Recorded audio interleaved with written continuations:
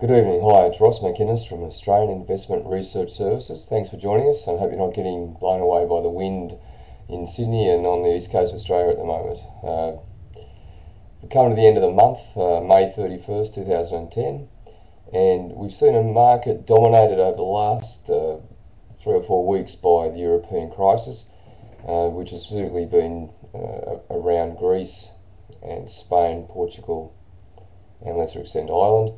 The main concern for the markets has been that they've had a blowout in their debts and they've got fairly low growth, so there's been a concern that they wouldn't be able to pay back that debt.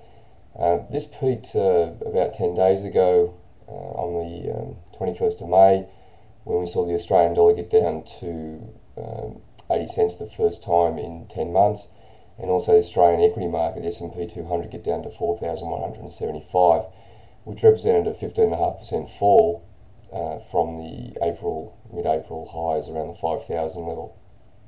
Over the last week and into today, we've seen the market stabilise as we broadly expected, but still market sentiment remains very brittle, and we've got a US holiday tonight, so the market's been relatively calm, but we still expect to see more volatility going forward.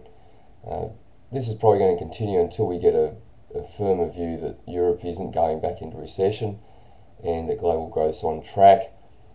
This received some support tonight via the Indian March quarter GDP numbers, which came out after the Australian close and reported an 8.6% growth rate, which was a little bit above expectations. And the fiscal year for India is April 10 to April 11. The government's forecasting 8.5%. So in line with the IMF, OECD and various other forecasters such as the RBA and Treasury in Australia, we're seeing the emerging countries, including India and China, underpinning world growth over the next 18 months.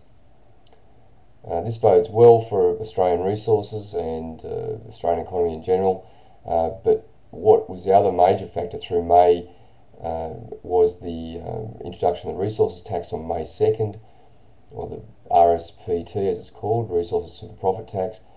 Remains major confusion about how this will be implemented, because it's actually another taxation system over the top of the existing income tax and royalty system, rather than replacing them or modifying them.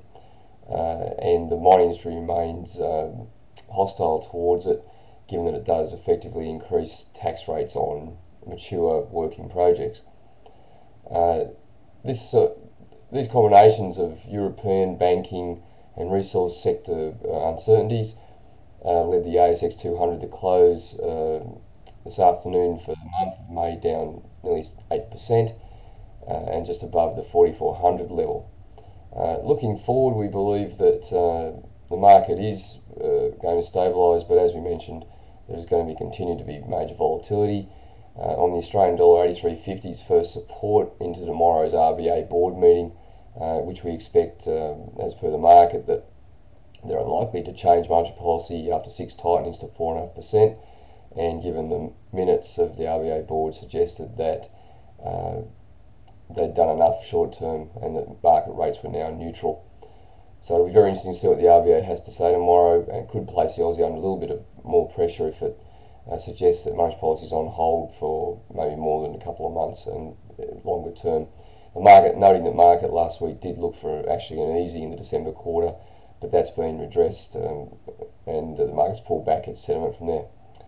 So thanks for joining us, and we look forward to speaking to you tomorrow, which will be another busy day in regards to Australian retail sales numbers, the RBA board meeting, and building approval. So a fairly interesting day ahead. Thanks very much. Bye bye.